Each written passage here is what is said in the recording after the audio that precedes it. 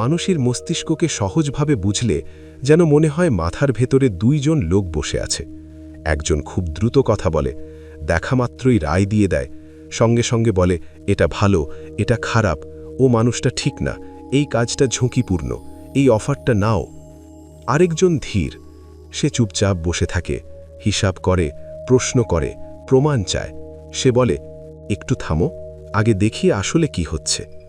এই দুইজনই আমাদের মাথার ভেতরে সব সময় কাজ করে। একজন দ্রুত, স্বয়ংক্রিয়, আরেকজন ধীরে, চিন্তাশীল। দুইজনেরই দরকার আছে।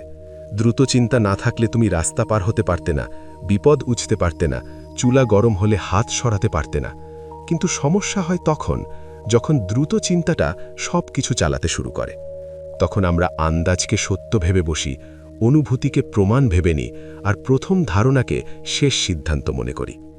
এই বইয়ের মূল কথা আসলে এটুকুই।